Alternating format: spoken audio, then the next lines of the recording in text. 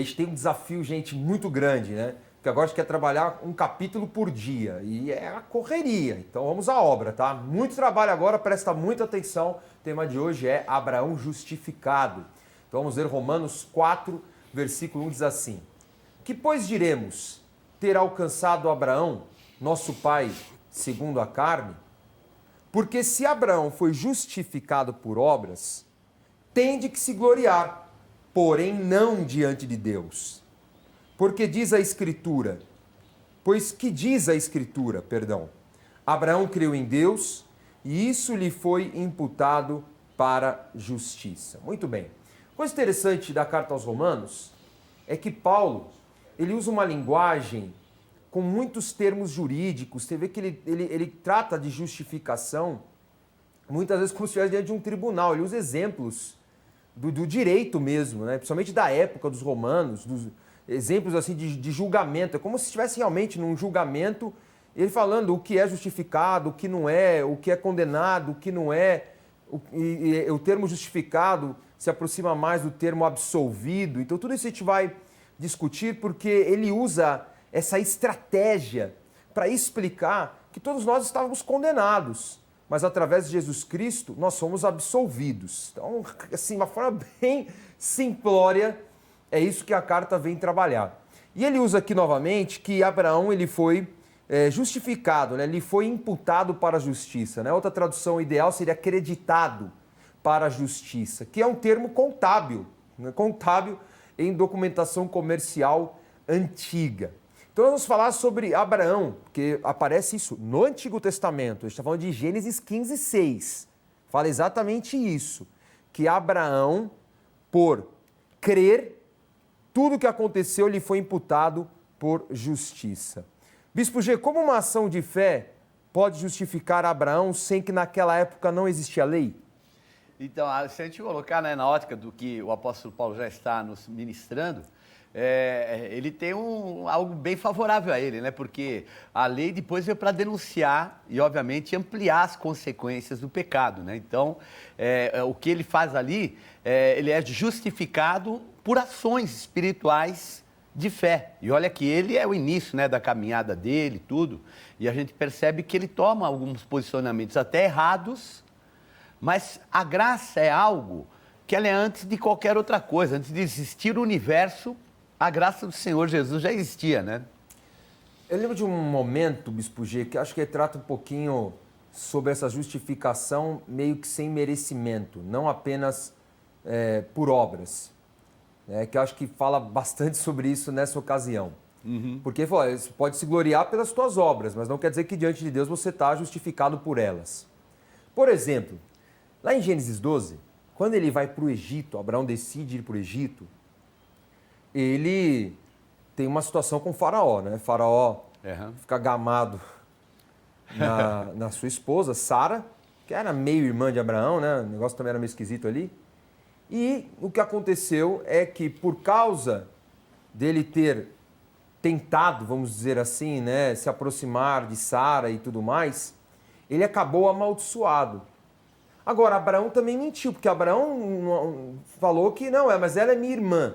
Ela foi meia mentira, porque era meia irmã, mas tudo bem. Nós vamos partir do pressuposto... Meia verdade é uma mentira inteira, né?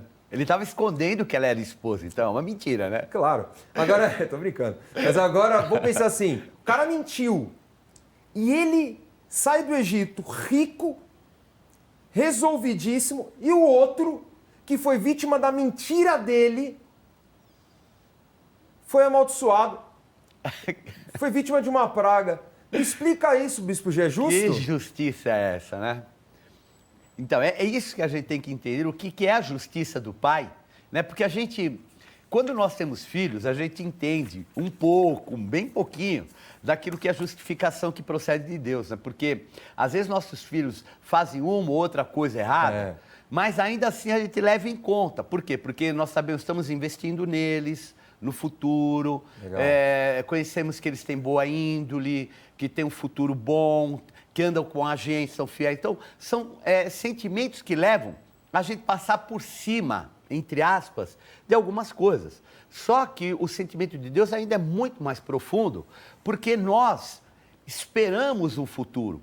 Só que Deus vê o futuro. Uau. Então, quando Abraão pisou na bola mentindo, Deus não estava vendo o momento dele. Perfeito. Estava vendo o Abraão que lá no futuro ia ser tão fiel e encarar situações de morte que ele ia pôr o próprio filho no altar para ser morto. Uau. O Isaac. Então, é o Deus que conhecia e sabia quem ele iria ser. Então, Deus toma atitudes e o justifica diante, inclusive, de Faraó. E, ao mesmo tempo, quem era Faraó? Era um ímpio. Era uma pessoa maligna, que a gente sabe que no futuro os descendentes de Abraão vão ficar lá 400 anos embaixo Verdade. de um peso. Ah, mas é outro faraó. Pera um pouco. É o mesmo faraó. Na época de Abraão, foram os piores faraós que existiram. Foram os que fizeram aquelas pirâmides e outros, vamos dizer assim, objetos maravilhosos para se ver a custo de vida, de escravos. Então esse é o faraó que o Senhor conhece e conhece também no futuro. E esse é o Abraão, assim, vamos colocar assim, ele é meio ainda novo convertido.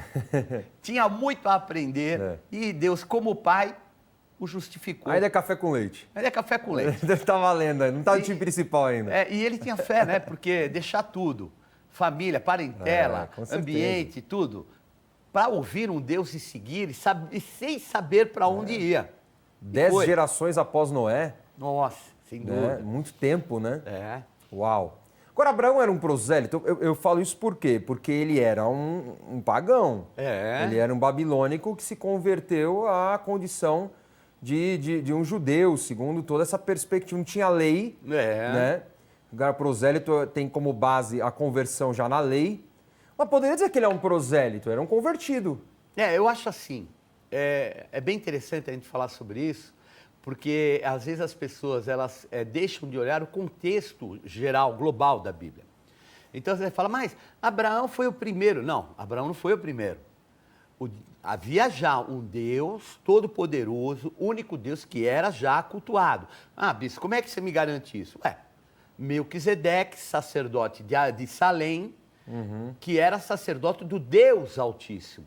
Então, o único Deus já existia. Abraão fez parte de um processo de integrar as suas gerações e crer na vinda do Cristo, do Filho de Deus, na geração dele. Mas o Deus Altíssimo já era cultuado e venerado. A maneira, a história não nos mostra. Mas se ele pagou, né? Hebreus fala, pagou os dízimos dos melhores despojos de uma guerra ao sumo sacerdote Melquisedeque, que não tinha genealogia, não tinha qualquer ancestralidade conhecida. Então, nós temos que crer que nosso Deus já era um Deus cultuado. Muito legal. Abraão não estava sozinho, então, na história. Não, não estava, não. Ele foi o primeiro, vamos dizer assim, pode até dizer dessa maneira, né? Dos semitas, né? Daqueles que estavam ali em Ur, dos caldeus, aquela região que creu num Deus único, mas outros já criam também. Perguntaram aqui, me explica o que é prosélito, né? Que eu falei prosélito, mas... Prosélito era o estrangeiro, que não era judeu, o não judeu, que se convertia à religião judaica. Tá legal? Aí tinha que fazer alguns rituais, circuncisão principalmente. E esse contexto deles era junto, né? Porque a nação de Israel, o judaísmo já era algo vinculado até a parte política e social, né? O prosélito era isso. Eles misturam muito isso, né? Até hoje. Até hoje, Romanos 4,4, vamos lá, gente. Ora, ao que trabalha, o salário não é considerado como favor, e sim como dívida. Olha as comparações, genial. Mas, ao que não trabalha, porém crê naquele que justifica o ímpio, a sua fé lhe é atribuída como justiça. E assim também que Davi declara ser bem-aventurado o homem a quem Deus atribui justiça, independentemente de obras. Bem-aventurados aqueles cujas iniquidades são perdoadas e cujos pecados são cobertos. Bem-aventurado o homem a quem o Senhor jamais imputará pecado. Muito bem, ele menciona aí o Salmo 32, né? Isso. O Salmo 32, exato, ele menciona o Salmo 32, é muito interessante. Lembra que eu falei Romanos Ele é como se fosse um tribunal, ele está ali, né, num julgamento, ele está defendendo, ele está argumentando. Ora também ele está no diatribe que eu falei, ele idealiza um oponente que vem argumentando e ele traz argumentos contrários para explicar, para defender a justificação. Ele usou o Salmo 32. Então você vê que Paulo, ele explica a justificação exatamente como ser absolvido numa corte de justiça. Tá? Ele faz esse comparativo mesmo, gente. Tá? Ele fala, olha, a condição de ser justificado é como se você fosse culpado e você foi absolvido. Por quê? Porque houve argumentação, houve algo favorável que te tirou a acusação, te tirou a possível condenação. Ok? Agora, quer falar alguma coisa? Comentário? Não, eu acho interessante, né? Porque aqui ele está falando dos judeus, né? Que os que trabalharam foram os judeus. E a gente já entra no vácuo. No né? vácuo. E o apóstolo Paulo é muito consciente disso, que ele não tem aquele ufanismo, né? do povo dele, né? Ele é uma pessoa muito, muito convertida. Muito diferenciada. Vamos lá, versículo 9. Vem, pois, esta bem-aventurança exclusivamente para os circuncisos ou também sobre os incircuncisos? Visto que dizemos, a fé foi imputada a Abraão para a justiça. Como, pois, lhe foi atribuída? Estando ele já circuncidado ou ainda incircunciso? E aí, hein? Não no regime da circuncisão, e sim quando incircunciso.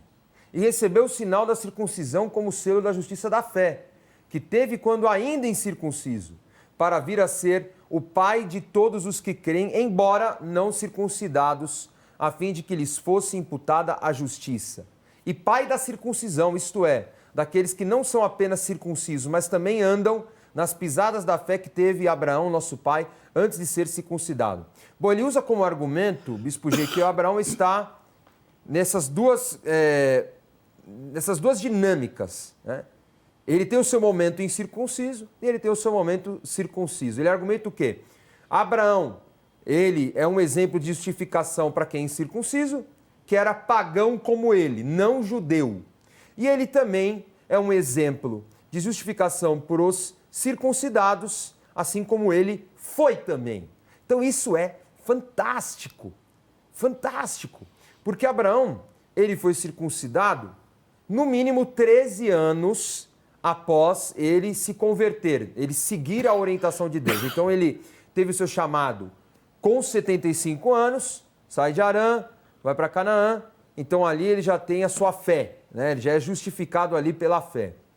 Ele vai ter circuncisão pelo menos 13 anos depois. Tá? Por quê? Porque ele tem Ismael, né? Ele sabe de Ismael com 86 anos mais ou menos, aí já são 11. Aí Ismael cresceu e tudo mais, então no mínimo uns 13 anos. Pode ser até mais, viu, gente? Pode ser que ele circuncidou Ismael na adolescência, na infância, enfim. O fato é, ele foi circuncidado depois que ele foi justificado. Ora, Gênesis 15:6 não fala? Perfeito. Não é isso?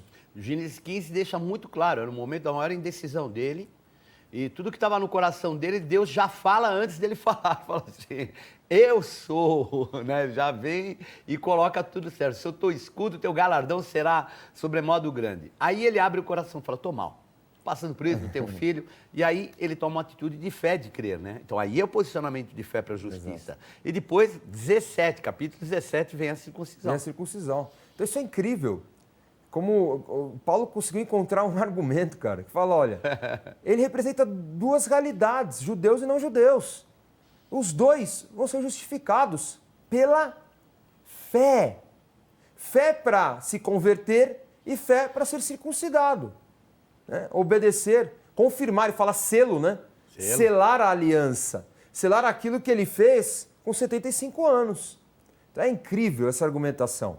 Aí o versículo 13 fala assim, não foi por intermédio da lei que a Abraão ou a sua descendência coube a promessa de ser herdeiro do mundo, e sim mediante a justiça da fé. Então, o povo foi escolhido e a descendência dele foi escolhida por causa que ele creu. Pois se os da lei é que são os herdeiros, anula-se a fé e cancela-se a promessa, porque Abraão é antes da lei. Porque a lei suscita a ira, mas onde não há lei, também não há transgressão. Isso é um argumento jurídico. Jurídico. Certo? Você não pode condenar, você não pode considerar transgressão nesse momento aqui, porque nesse momento a lei não valia. É isso mesmo. É meio estranho isso, né? É. É Mas meio um fator estranho. legal, correto. É meio estranho, mas faz sentido, gente. Faz ou não faz? Então ele está usando essa argumentação. Ora, antes de vir a lei, né, para ele não havia transgressão. É claro, a gente tem que entender que estou falando de condição moral e ética. Nós estamos falando de condenação, gente. Condenação. Para você dar condenação, você dá uma pena em cima da lei. Né, a lei também já previa a pena a ser aplicada por aquele crime. Então, peraí, como é que você vai aplicar uma punição se não a lei? Se nem se diz qual é a punição para aquela situação. Não. Então, Bispo G, vamos só resgatar isso. O que é circuncisão e por que é tão importante para os judeus? A circuncisão era uma marca, né, que era feito, um diferencial que era feito para os judeus, como povo de Deus, entre aspas, e por causa da descendência de Abraão. E essa marca era um corte que era feito na pele do prepúcio, né, do órgão sexual masculino, aos 8 dias de nascimento. Então, cortava, era uma coisinha pequenininha, né, no momento, mas que ficava como uma marca espiritual. É que com o tempo eles deixaram de ter só uma marca espiritual e de repente se tornou uma marca religiosa, de tradição, e perdeu um pouco, se esvaziou, né, um pouco. Tá. Agora, essa pergunta, a lei só viria 4 séculos, pouco mais de 4 séculos depois de Abraão, depois desse momento aqui que Paulo está argumentando. Então a graça, a gente pode afirmar que a graça é anterior à lei? Muito anterior. A graça é anterior à lei, a graça é anterior à existência do ser humano, a graça é anterior à existência do diabo. Esse é um fator prioritário do amor de Deus, então ela é bem antes da lei. Em Gênesis mesmo, ele já anuncia um escape para a humanidade, né? Gênesis 3,15 fala. Verdade. Descendente da mulher vai pisar a cabeça da serpente. Isso é a graça, meu Deus. A graça já anunciada ali, né? Bom, Romanos 4,16. Presta atenção porque esses 3 versículos são muito, muito conhecidos, né, da carta aos Romanos. Essa é a razão por que provém da fé, né, a justificação. Para que seja segundo a graça, a fim de que seja firme a promessa para toda a descendência, não somente ao que está no regime da lei, entenderam? Não só para aquele gap da lei, mas para todos depois de Jesus Cristo. Mas também ao que é da fé que teve Abraão, porque Abraão é pai de todos nós, como está escrito, por um pai de muitas nações te constituir. Olha só, não só do judeu. Perante aquele na qual creu, o Deus que vivifica os mortos e chama à existência as coisas que não existem. Abraão, esperando contra a esperança, creu, para vir a ser pai de muitas nações, segundo lhe fora dito, assim será a tua descendência. Olha só, hein? Já falando exatamente que não era reservado só a árabes ou a judeus, que foram seus principais, né, descendentes, mas a todos. A todos. Todos pela fé, né? Todos. Agora, só fé justifica ou obras também nos justificam? Aí nós vamos entrar num lado muito importante, né? Porque a fé nos justifica e pela fé somos justificados e a graça nos alcança. Mas a fé sem obras, ela é morta. Então não adianta a gente ter um contexto, né? Porque sabe o que acontece, Bispo Dani? As pessoas espiritualizam muito para não terem um compromisso com o próximo. Exato. E nos esquecemos que o próprio Jesus falou que toda a lei, ela está contida em 2 mandamentos. Amar a Deus sobre todas as coisas e ao teu próximo como a ti mesmo. E que era o defeito principal que os religiosos da época de Jesus cometiam. Que erro? Eles buscavam, adoravam a Deus, a lei e tudo, mas o próximo ficava de escanteio, né? Então, a obra, ela pode não justificar, mas ela faz parte do processo de justificação, inclusive em Abraão. Eu pergunto porque Tiago 2,21 fala assim: não foi por obras que Abraão, nosso pai, foi justificado, quando ofereceu sobre o altar o próprio filho Isaque?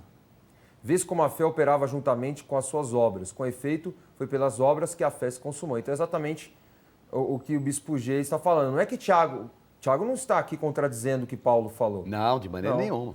É que ele quer dizer que assim, você não é justificado pelas obras, você é justificado pela fé, mas não existe fé sem obras. É estranho realmente, né? Ela tem aí, como ele coloca, a fé operava juntamente com as suas obras. Com as suas obras. Porque é Então, estranho, ela né? tem Falar que ter assim, um eu paralelo. creio, mas eu não tenho atitudes que demonstram fé. E um lado bom é de quem vem, né? Porque esse Tiago aqui é o irmão de Jesus. É. O irmão de Jesus morou na Galiléia. O irmão de Jesus sabia o que era a situação difícil lá em Nazaré, aquela região, momento de fome que passou. Ele pegou o momento mais forte da fome naquela região. Então não adianta chegar e falar que você tem fé e você não ter também o outro lado, que é o sentimento de Deus, o amor, a justificação é amor. Não fazer as obras para se exibir, que era o costume do religioso também. Verdade. Mas fazer a obra pelo amor. Né? Por amor às vidas, né? Amém. Porque tem gente que assim, ajuda o pobre, mas ajuda para falar para os outros. Olha como eu sou uma pessoa generosa. E outros até por condicionamento, né? Porque existem religiões que fazem por condicionamento. Então, já sabe, a minha religião, ela ajuda o próximo. Então, para cumprir minha religião, eu vou ajudar o próximo. Aí sim, é exatamente tentar usar a obra para se justificar. Isso. Aí é que entra E não a fé. no Uau. lado totalmente contrário. É porque isso aí, verdade. ainda que tenha aparência de algo assim, de fruto, é um condicionamento religioso Tem várias também. religiões, né? Nossa, e Se como? ajudam uns aos outros, os irmãos. Não, mas o bonito dessa religião é que todo mundo se ajuda. Legal, cara, mas com qual objetivo? Né? É fé para salvar? Ou faz isso simplesmente por uma tradição, para demonstrar caridade, para se justificar, quer dizer, eu estou fazendo bem, então isso vai me garantir que eu vou para o céu? E tem alguns, desculpa até interromper, Bispo Dani, que não só esperam ir para o céu, esperam, às vezes, uma outra reencarnação, alguma outra coisa, então eles procuram fazer bem para não sofrer no futuro, ou então para passar uma boa vida no futuro. Para a próxima vida ser melhor. Melhor, né? Então também tem esse lado. Quer dizer, de qualquer forma é um interesse, né? Vamos lá, vamos correr. Romanos 4,19. E sem enfraquecer na fé, embora levasse Abraão em conta o seu próprio corpo, amortecido, sendo já de 100 anos, e a idade avançada de Sara, não duvidou por incredulidade da promessa de Deus, mas pela fé se fortaleceu dando glória a Deus, estando plenamente convicto de que ele era poderoso para cumprir o que prometera, pelo que isso lhe foi, novamente, também imputado para a justiça. A fé pode transformar um corpo amortecido? Tem muita gente que vai falar, opa, é isso que eu preciso. Se tiver fé e você fizer parte de um processo, de um propósito de Deus, não tenha nem dúvida. Então, o que nós falamos, né? O tempo. Tem o tempo Cronos, que é o tempo que nós estamos atrasados de um pouquinho, tem que correr. E tem o tempo... É muita coisa, né? E tem o tempo Kairos, que é o tempo com propósito. Faça parte desse tempo e Deus vai te vivificar. Amém, é verdade. Deus abrevia o tempo, né? E ele teve depois mais filhos, né? Com Quetura. Mais 6 filhos. Sara morreu, ele casou com Quetura, tem mais 6 filhos, meu. Então, e Sara, que não creu muito, ela só teve um. Deus ainda teve uma misericórdia por Abraão. Mas ele não, ele depois tem mais 6 filhos com Quetura. Olha só. Alguns dizem que era Quentura, né? Não entrou muito nisso. Ô, louco, que isso. Bom, vamos lá. Terminar o capítulo, finalmente, versículo 23. E não somente por causa dele está escrito que lhe foi levado em conta, mas também por nossa causa. Olha como ele conclui, né, o raciocínio. Posto que a nós igualmente nos será imputado a saber, a nós que cremos naquele que ressuscitou dentre os mortos, a Jesus, nosso Senhor, o qual foi entregue por causa das nossas transgressões e ressuscitou por causa da nossa justificação. Ou seja, Jesus é essa ponte, né? Então ele fala, da mesma forma como Abraão foi justificado pela fé, a nossa fé em Jesus Cristo nos traz também, da mesma forma, a justificação. Agora, era necessária a ressurreição para a justificação? Não bastava só a morte e o sacrifício, como do cordeiro, pela lei? Além de precisar, ela tinha que ser pontual, porque outras ressurreições já houve no passado. Mas a de Jesus Cristo é Jesus, o Cristo. Não é um homem ressuscitando, é Jesus o Cristo, é alguém que não teve pecado, é o Cordeiro de Deus que vai ressuscitar, 100% homem, 100% Deus. Então, a ressurreição e glorificação de Jesus é que estabelece a justificação verdadeira. Senão, tem muita gente que ressuscitou e não trouxe proveito nenhum. Então, só existe um caminho, não é religião, é reino. Só existe um caminho. Jesus Cristo. Jesus Cristo, Filho de Deus. E aqueles que recebem o Filho de Deus, como fala em João 1,12, ele dá o poder de serem feitos filhos de Deus. Então você receba Jesus. Seja justificado. Muita gente está vivendo aí, pesado, carregando condenação, sofrimento, vivendo muitas vezes uma religião, parece tão bonita, mas faz tão bem e tudo mais, ajuda o próximo e tal, mas é incompleta. Não é o caminho que vai te levar para a salvação. Obras é importante. Aliás, é o dever de todo cristão amar o próximo e ajudar o próximo. Tá? Jesus diz isso. Mas salvação é mais do que isso. Salvação é fé. Fé no Filho de Deus, que deu a vida por mim e por você. Então entrega a tua vida para Jesus e seja justificado pela fé através das suas obras. Obras boas, obras santas, obras que demonstram que você é como Ele, você é filho de Deus.